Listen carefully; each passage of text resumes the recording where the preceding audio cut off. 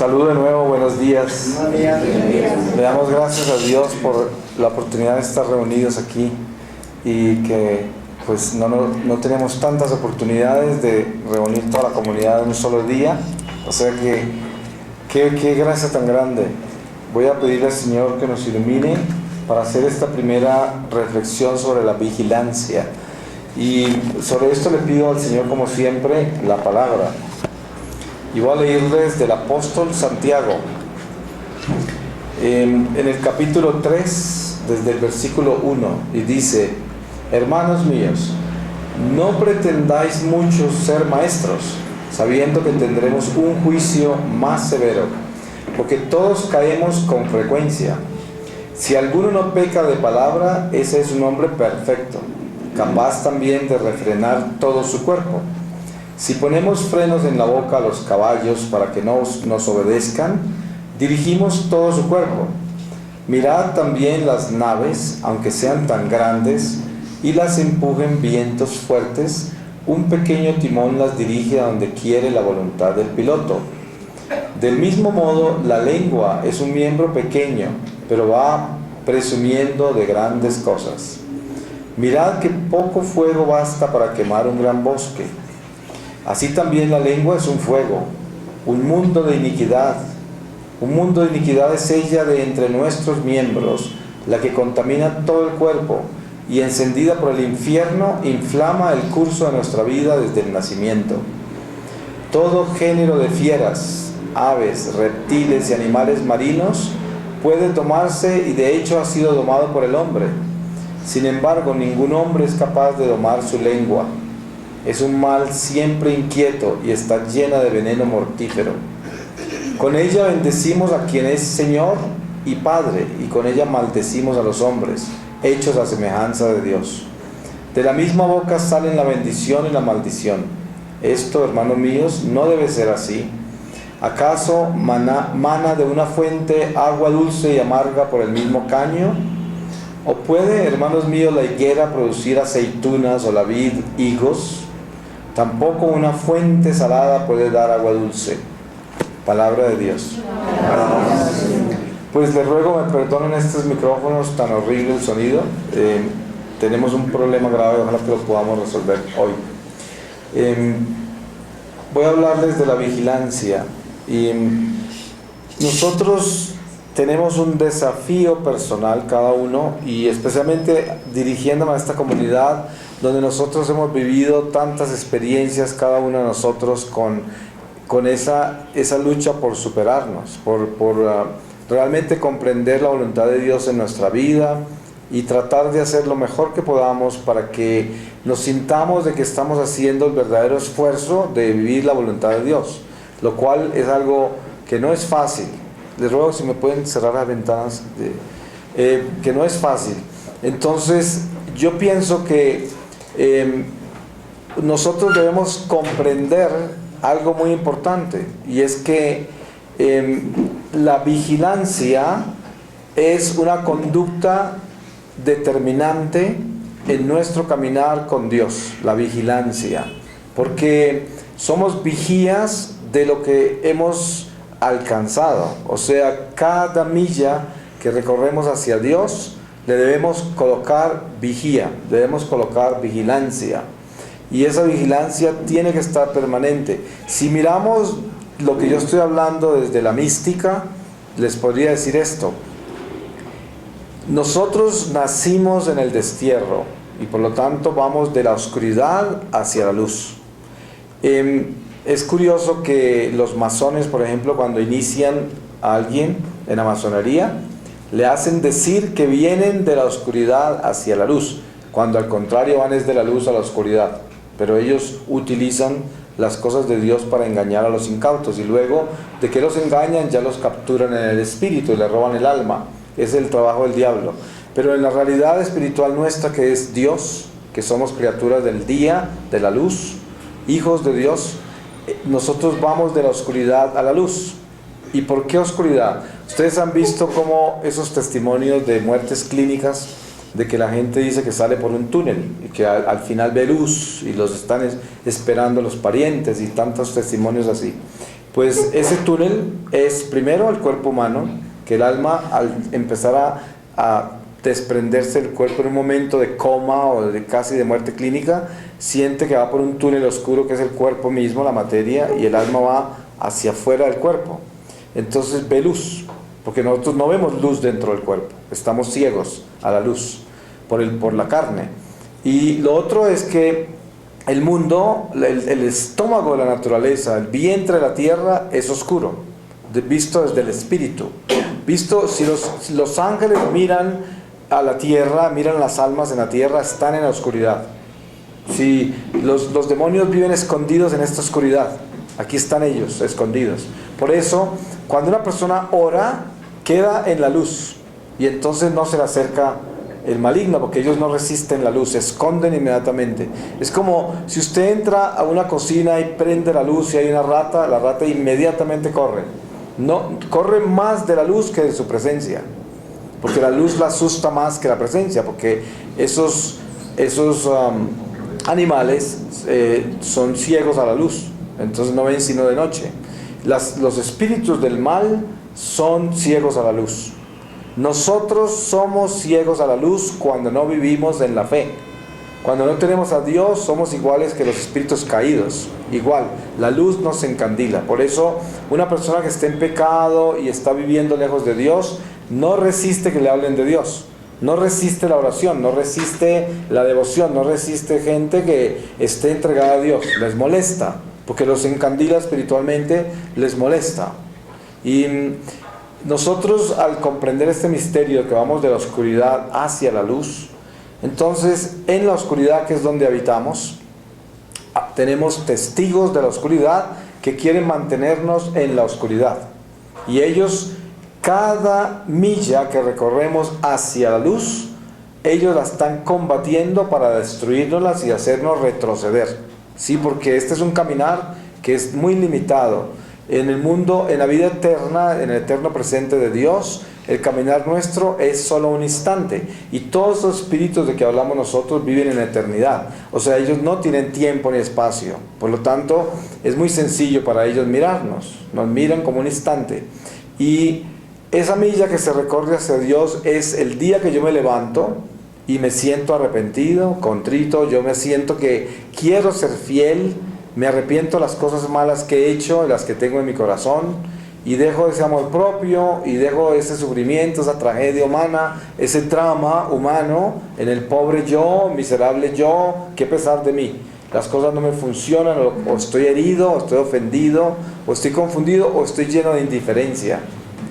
Cualquiera que sean las circunstancias del corazón, si uno se levanta y quiere cambiar ese estado por la gracia, entonces uno se arrepiente y le entrega al Señor la vida, y finalmente entra esa paz en el corazón, dentro de la imperfección, porque nosotros dentro de este caminar por la oscuridad no alcanzamos siquiera a hacer un acto de contrición perfecto, como se llama, pero sí alcanzamos a desearlo, y eso es lo que Dios quiere. No que alcancemos el acto de contrición perfecta, porque ¿cómo se puede lograr en un cuerpo imperfecto, en una naturaleza imperfecta? Pero sí debe ser lo único que debemos desear, hacer un acto perfecto. Y eso ante Dios ya se hizo, o sea, ya se hizo perfecto. Porque el hombre, para que esté libre de pecado, lo que tiene que hacer es renunciar a él. Entonces eso no quiso decir que no volverá a caer, pero por lo menos ante Dios está libre, porque Dios sabe que uno no quiere ese pecado, y ya de por sí está libre ante el Señor, porque el Señor, lo que le importa es lo que lleva usted en su corazón. ¿Cuál es su intención? Mi intención es: yo no quiero cometer este pecado otra vez, pero el pecado es más grande que yo. Entonces la misericordia de Dios es la única que me puede dar fuerza para no caer. Si yo caigo, Dios sabe que mi deseo es no caer. Por lo tanto, ese caerme es levantarme en Él, porque Él en su misericordia me rescata y me da la gracia para pararme otra vez. Y esto solo porque yo tomé una decisión de que no me gustaba ese pecado y de que me atormenta y no lo quiero cometer. Entonces la vigilancia está en que yo determine en mi corazón de que no deseo ese pecado. Y miren qué complicado es esto. Para todos ustedes que, como yo, muchos de ustedes, no todos afortunadamente, hemos vivido la impureza sexual, por ejemplo, es muy complicado alejarse de esas cicatrices, porque, y muchas veces heridas que sangran todavía, y eliminarlas es muy difícil, porque mientras que estemos vivos, el diablo respirará por dentro de ellas. Pero entonces, ¿qué pasa con esto? San Pablo lo llama el aguijón en la carne, que dice que es como un demonio que llegó directamente al infierno a atormentarlo. Los aguijones de la carne siempre tienen que ver con eso, la impureza, tienen que ver con la lengua, tienen que ver con la soberbia, una cantidad de cosas que están relacionadas directamente con la carne, ¿no? Entonces, cuando uno tiene esa lucha interior para ser puro, siendo impuro, hay una contradicción increíble en la vida espiritual, porque uno por un lado siente a Dios, le quiere servir, le quiere ser fiel, y la carne es infiel y todavía tiene afecto por ese pecado, afecto, porque la impureza es un afecto malo, pero es un afecto, o sea que uno casi que depende de eso, como que lo necesita, porque creció y se acostumbró a recibir ese tipo de afecto, y con ese afecto alimenta un estado emocional que se equilibra en él, en ese afecto. Y por eso el intercambio del afecto que está turbado por la pérdida de la virtud de la pureza, el intercambio para llevarlo a vivir del afecto divino, es un intercambio que es progresivo, es una cosa que no sucede de la noche a la mañana. Eso se tomará el resto de la vida si es necesario, y generalmente se toma el resto de la vida. El resto de la vida entera, cualquiera que sea la vida de uno, si son 50 años más, 30 años más, 80 años más, un año más, lo que sea.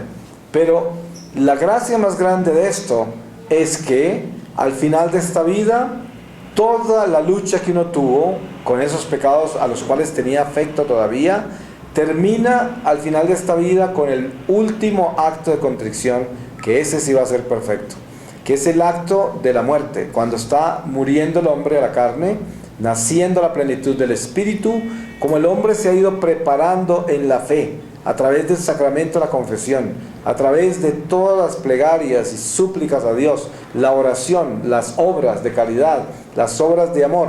En el momento de la muerte se perfecciona el encuentro con Dios, y el alma puede tener un acto de contrición tan perfecto que puede ir directo al cielo.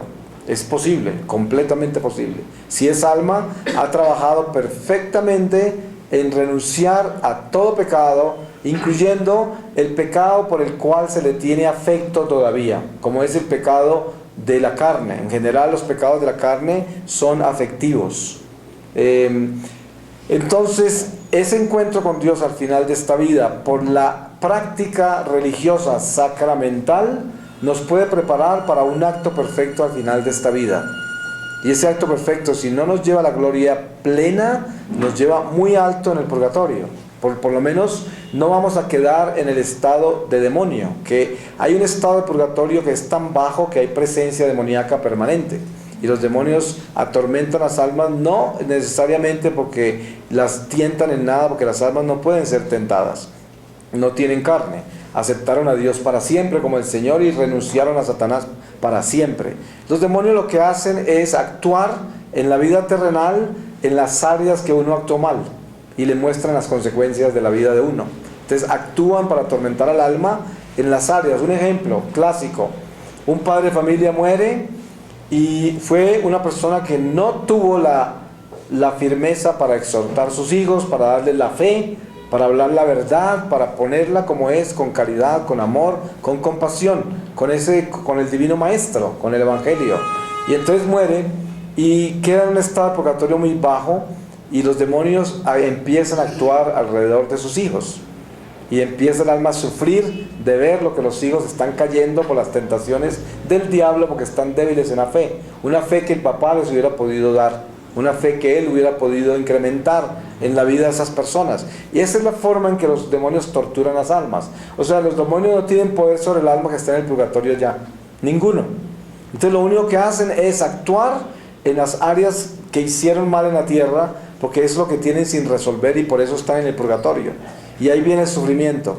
Por eso cuando nosotros oramos por las almas del purgatorio, lo que hacemos es acompañarlas para darles esa fortaleza del amor nuestro a ellas, y con esa fortaleza del amor se defienden del horror en que están en el momento, viviendo las áreas que no están resueltas en el amor en la vida terrenal que dejaron. Entonces uno los acompaña con amor en la oración y se mueven un poco más adelante, van creciendo más hacia la luz y por lo tanto se van alejando más de la visión del demonio en la vida terrenal. Y a medida que el alma va creciendo en el purgatorio hacia Dios, va teniendo menos visión terrenal. Y entonces cuando el alma está ya casi para entrar al cielo, la visión de la vida terrenal está prácticamente ida y ya es la visión de la vida eterna. Cuando entra la plenitud de la vida eterna, la tierra se convierte en un estado de la salvación, pero no en un estado influyente en el alma. Entonces ya reina con Dios en el cielo y la iglesia militante es un estado de las almas que no afecta directamente la conciencia del alma que está en el triunfo, pero sí le mueve el corazón de los santos, el corazón de Jesús, el corazón de María se mueve por la vida de las criaturas que no han alcanzado todavía la salvación eterna por nosotros. Se mueven los corazones.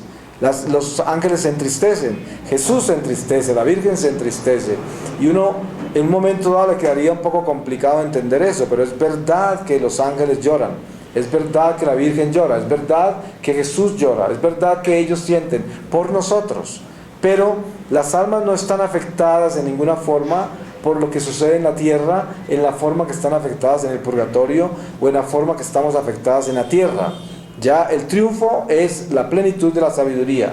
Por eso una persona que estaba en mi línea sanguínea y que se condenó, cuando yo entro a la plenitud de la gloria y me doy cuenta de eso, eso no me afecta a mí, no afecta a mi conciencia. Solamente que el corazón del alma, el corazón de esa alma, llora esa condenación como Jesucristo la llora. Pero ya no están dentro de esa familia de Dios porque se separaron voluntariamente de Dios. Y por eso Jesús enseñaba que mi madre y mis hermanos son los que hacen la voluntad de mi Padre. En eso se convierte la gracia santificante de la salvación eterna. Para nosotros la familia será todos los que obedecieron a Dios. Esa será nuestra familia. Y des en cuenta una pequeña gota de esa vida espiritual.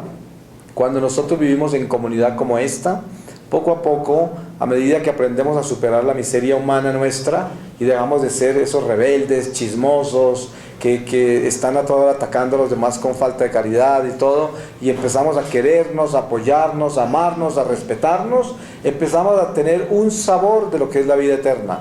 La vida eterna es una comunidad que ama a Dios y que busca la santidad. Esa es la vida eterna. La vida eterna en Dios es la unión de las criaturas en un solo Dios. Y por eso este ejercicio espiritual de la vida en comunidad es un continuo caminar a crecer en uno solo, estando todos juntos en un solo corazón. Y esto es un trabajo que se va dando poco a poco. Los que han estado en esta comunidad desde hace muchos años saben todo lo que ha pasado acá. Y cuando miramos la comunidad hoy nos damos cuenta de las gracias tan grandes que Dios nos ha dado, que hemos superado tantísimos defectos. Es decir, nos faltan muchos, pero son muchos los defectos humanos que hemos superado, por lo cual podemos estar juntos todavía y nos respetamos y queremos que cambiemos. Y todavía habrán protestas y quejas de algunos acá contra otros, pero esto es simplemente falta de amor y compasión, nada más. Porque si yo me siento aquí a hablar con algún peregrino cuando regreso a Colombia y ese peregrino se va a quejar de otro peregrino, pues yo sé que lo que a ese peregrino le falta es amor, ¿cierto? Porque si no, pues entonces no se estaría quejando. Y eso no quiere decir que no deben ir a quejarse, claro que sí. Uno debe ir y quejarse hasta que deje de quejarse, ¿sí? Porque eso es lo que pasa con Jesús. Cuando uno va al trono del Señor, el Señor quiere que nosotros le pidamos y le digamos cuanto queramos. Pero la invitación de Jesús es al día que no tengamos nada más que decir, sino amar nada más. Llegar donde Jesús, amarlo a Él y dejarnos amar por Él y ya. Ese es el estado perfecto de contemplación. Sí, la contemplación es que yo voy donde Jesús y me siento en el Santísimo allá y yo no tengo nada más que decir sino amar al Señor. Y yo sé que Él me ama a mí y yo sé que Él me conoce y que toda mi vida está clara ante Él. Por lo tanto yo lo amo, Él me ama y todo está solucionado entre los dos. Pero mientras yo esté lleno de amor propio, yo tengo mucho que decir. y tengo que decirlo, porque no me puedo engañar. Yo no puedo ir al Santísimo y dármelas de que estoy en un estado contemplativo cuando en mi mente hay toda clase de voces, en mi corazón hay toda clase de murmuraciones, en mi estómago hay toda clase de deseos y necesidades. Entonces yo no puedo callar eso, tengo que ser sincero y decirle al Señor: mira, Señor, todos los deseos que tengo, si tú quieres, satisfácemelos. El Señor no se los va a satisfacer, pero de repente le va a enseñar cómo no desearlos. Y mira, Señor, todas las murmuraciones que hay en mi corazón, ayúdame a callarlas, pero callarlas en salud. O sea, que no las calle simplemente para silenciarla por miedo a pecar, sino que las calle porque me dé cuenta que no debo tenerlas y que debo eliminarlas. Y mira, Señor, todos estos resentimientos que tengo, estas dudas, esta inseguridad, este miedo, todo este abismo que tengo yo, este deseo de comodidad, que a toda hora vivo buscando la comodidad de mi vida y todo lo que me incomoda lo evito. O sea, esta tibieza. Y eso es bueno, comunicárselo a Dios, siempre y cuando no lo hayamos superado. Porque uno no puede dárselas de superado y ahora llegar al Santísimo en un estado contemplativo cuando está lleno de miseria que todavía no ha superado. La contemplación no se puede falsificar. La contemplación hay que lograrla a través de la muerte a sí mismo. Pero la muerte a sí mismo es totalmente posible en esta vida temporal y especialmente es posible en el reconocimiento de nuestra miseria. Miren que el ejercicio espiritual más importante que nosotros podamos tener es estar conscientes de quiénes somos nosotros. Es muy importante eso, no entrar en negación, no entrar en esa negación, sino todo el tiempo saber quién soy yo. Yo soy una persona que en cualquier momento puedo hacer algo malo. Yo soy una persona que tengo muchas tendencias, pero estoy luchando para superarlas y para mantenerlas atadas a la obediencia al Espíritu, para así vivir con Dios. Pero al mismo tiempo darme cuenta de quién soy yo, la furia que hay en mí hacia el mal. Porque fíjense como San Pablo explica que parece una lucha entre dos, y es el mismo ser. La carne con el Espíritu, parecen dos luchando uno contra otro. Pero al final, como Cristo viene a redimirnos, Él se hace el intermediario entre carne y espíritu. Intermediario. Porque Él da la paz entre los dos. La única paz que puede lograr uno en esta lucha con nuestra humanidad rebelde y la lucha para obedecerle al Espíritu es colocar a Jesús en la mitad. Él es el único que puede intervenir en estar dentro de la carne y el Espíritu, en ese diálogo que tenemos permanente.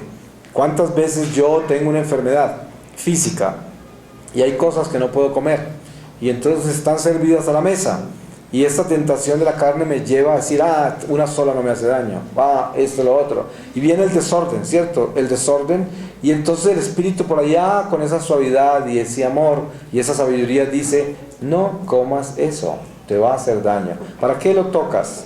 Es muy suave, el comando del Espíritu es siempre amor perfecto. Por eso el crecimiento espiritual nuestro tiene que ser acercarnos más a ese golpe de ala del ángel, que es tan suave, que es tan sencillo, tan tierno. Es como el niño pequeño que tiene una mamá que está pasando por un momento difícil y la mamá se desquita con sus hijos. Entonces la mamá, en su histeria, viene a gritarle a un niño de 3 años, de 4 años.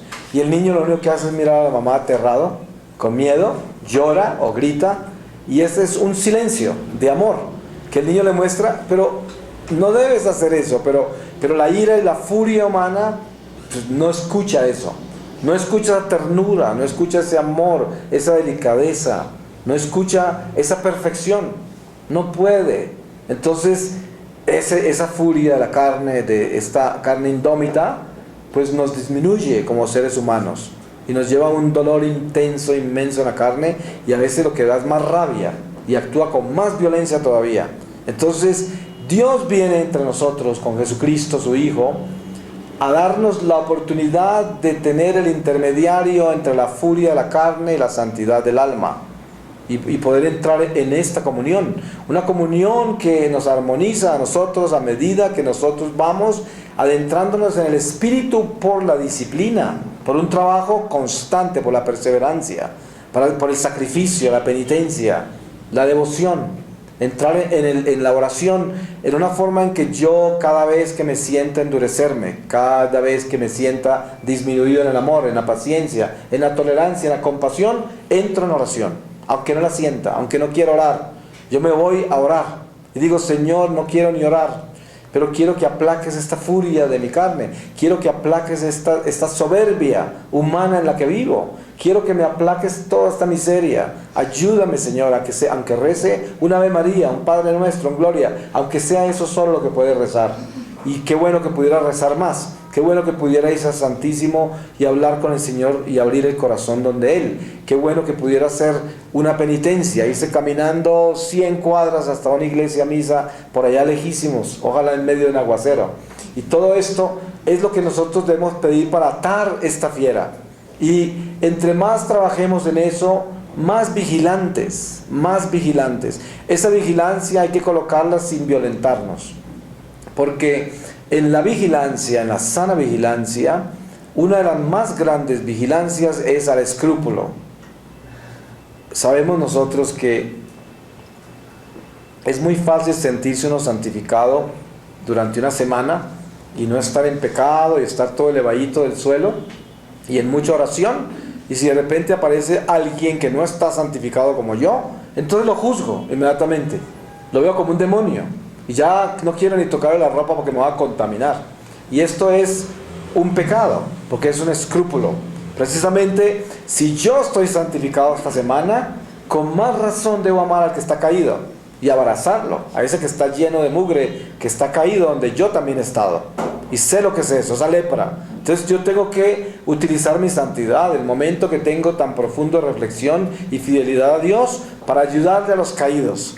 Y miren que en una comunidad como esta, lo más lindo de la comunidad es saber que en un momento dado está santificado este grupito acá y los otros están caídos, y a medida que se amen más en comunidad, más se ayudan, porque con que tengamos 2 o 3 en gracia permanentemente, 4 o 5 están sanando los que están en desgracia y se van acobijando. Mira un ejemplo. La Virgen María me enseñó a mí algo hermosísimo, que fue, y algunos de ustedes lo han oído, creo que todos, sobre el rosario, el por qué el cenáculo. La gracia del cenáculo es que cuando nosotros nos reunimos a orar en comunidad, si una persona está elevada en una Ave María o durante toda una decena, los demás están concentrados. Al final del rosario siempre se hace perfecto, porque siempre hubo atención a las Ave Marías de alguno de los que están en el cenáculo, ¿cierto? Aunque se vayan intercambiando las elevadas, pero siempre hay alguien que estuvo concentrado en una Ave María donde los demás estaban elevados. Y al final se completa el rosario perfectamente. Por eso se dice: cuando 2 o más se reúnen en mi nombre, ahí estoy yo.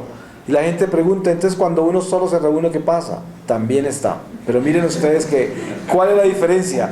La diferencia es que yo tengo la seguridad de que cuando 2 o más están reunidos, las oraciones son perfectas.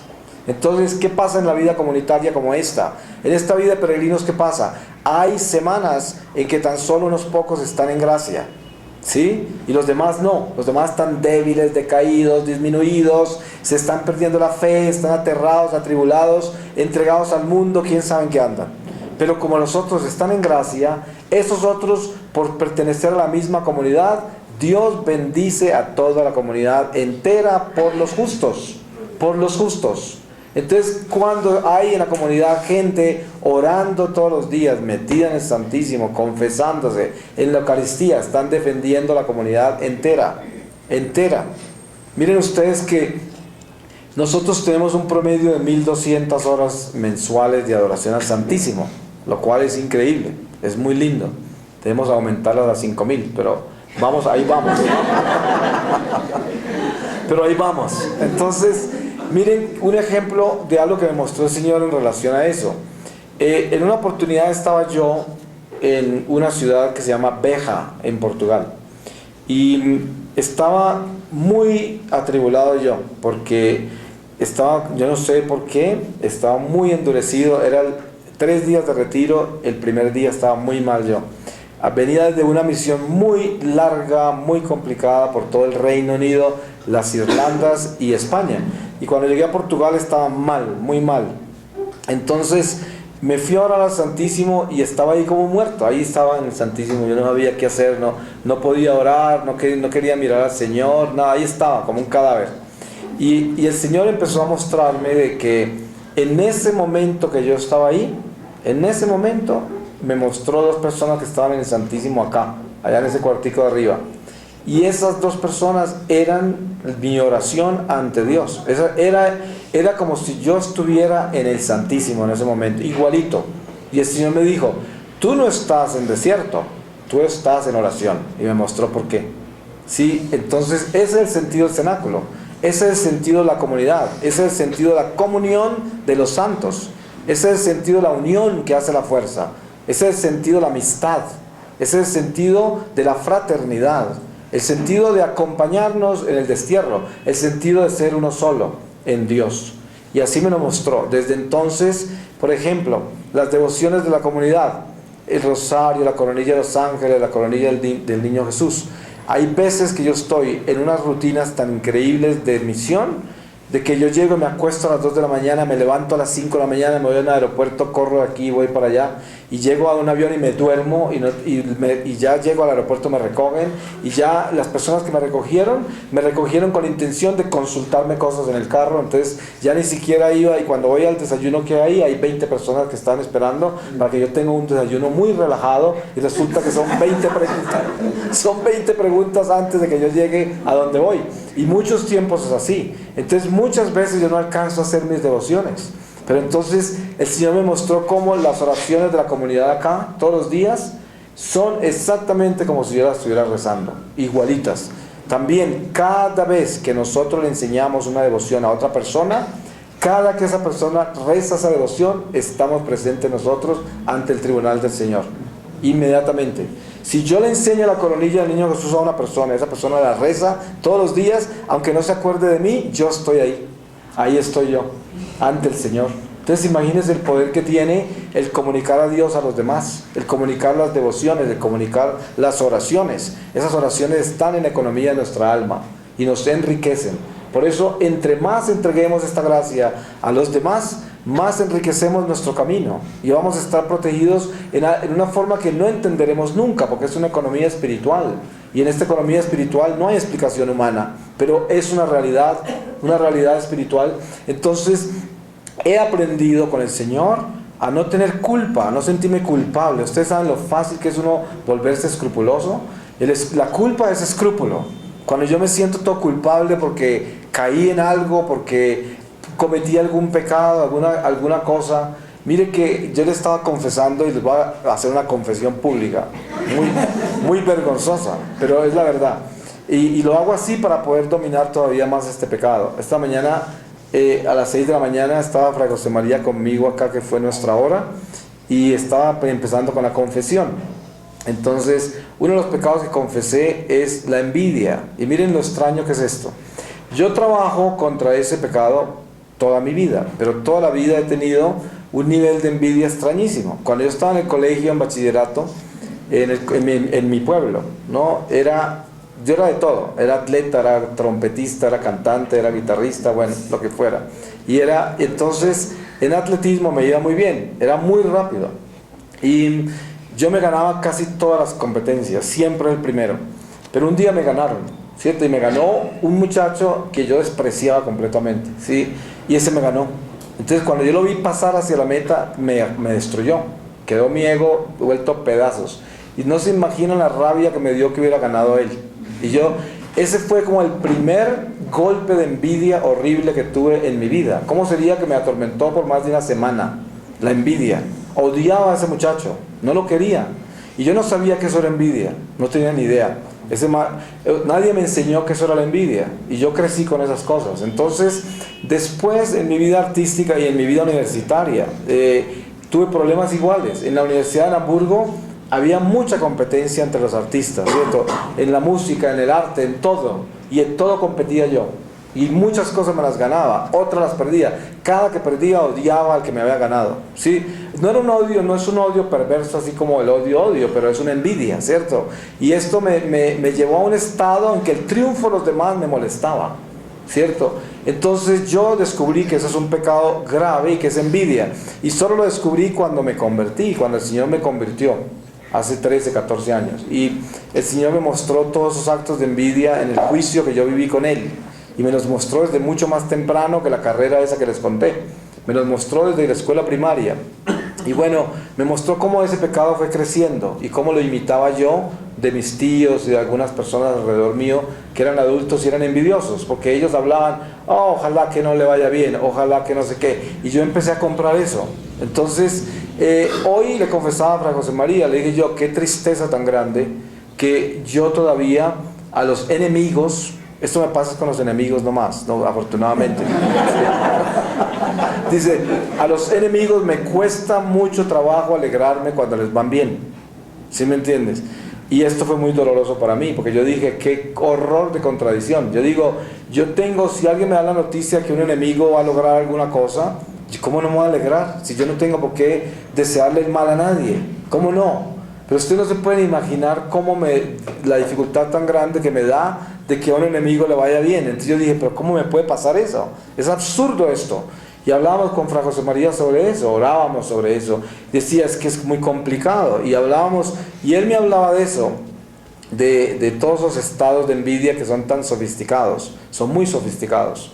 Y entonces, pues ahí les cuento, ese es un pecado en el que estoy trabajando, ¿no? Y es muy complicado, es difícil, pero se puede superar.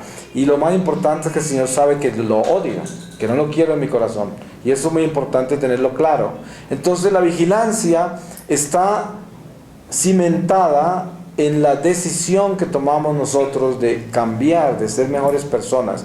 Ahora, la dificultad que hay para superar los obstáculos, para poder convertirnos en mejores personas, esas dificultades son la purificación, lo que nos hace humildes a nosotros.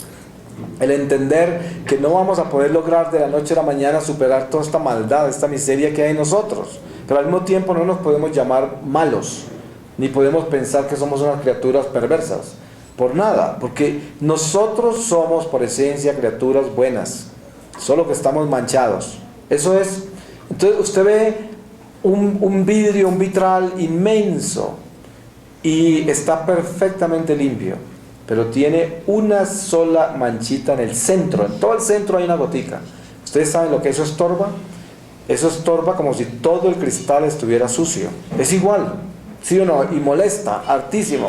Y es una sola mancha en todo el centro. El resto del vidrio está limpiecito. Eso pasa en un automóvil. Usted va en su auto y cuando usted mira el parabrisas, está limpiecito, pero hay una sola manchita en el centro. Esa manchita se convierte en un dolor de cabeza horrible.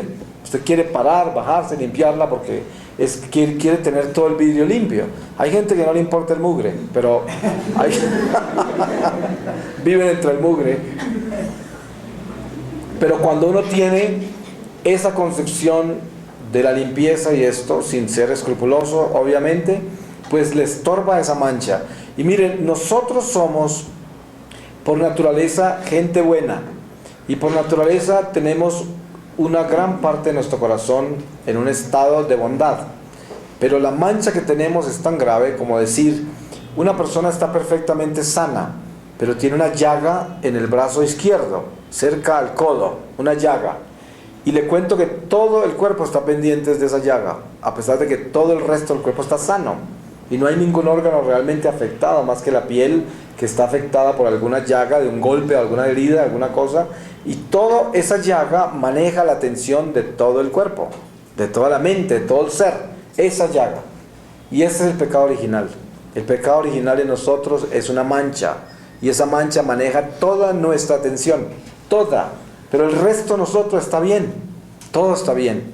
Por eso es que la culpa tenemos que dominarla, porque en nosotros está el bien. Y el bien es mucho más grande, porque mire que el mal no existe. Es solamente ausencia de bien, eso es lo que es. En realidad no existe.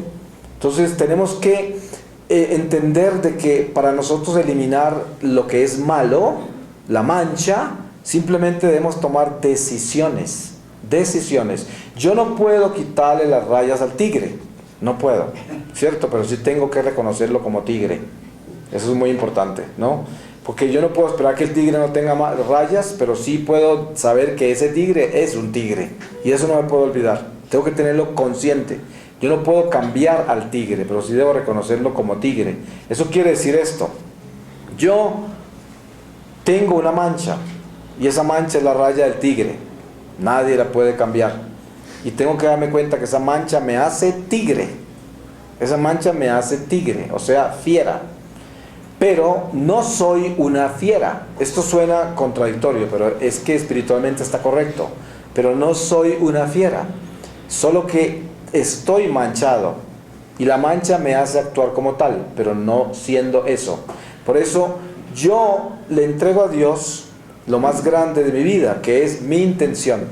Eso es lo más grande que le puedo entregar a Dios. Si yo le entrego mi mancha, pues le estoy entregando mi pecado. Y Dios quiere llevarse todo porque quiere que le entreguemos hasta eso. Pero lo más importante para entregarle a Dios en la vigilancia de nuestra vida espiritual, de nuestra vida terrenal, de nuestra existencia humana, es la intención. Eso es lo más importante. Miren que, ¿qué es lo más importante de la oración? La intención. Usted puede sentarse a orar como una máquina ahí y venir a la comunidad y orar, y hacer todas las devociones de la comunidad.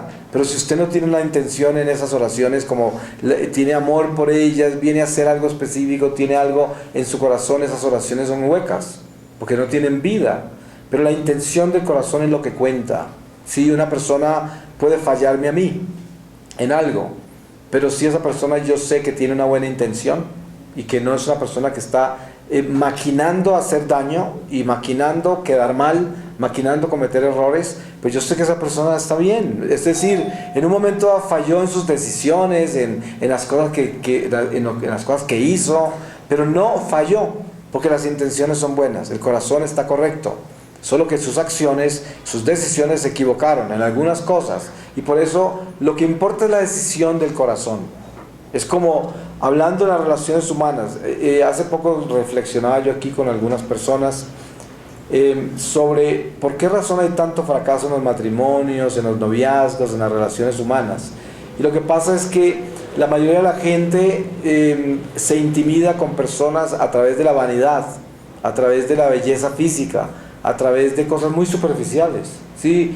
Y en realidad jamás conocen lo que hay dentro de una persona, que es lo que debe tener más valor.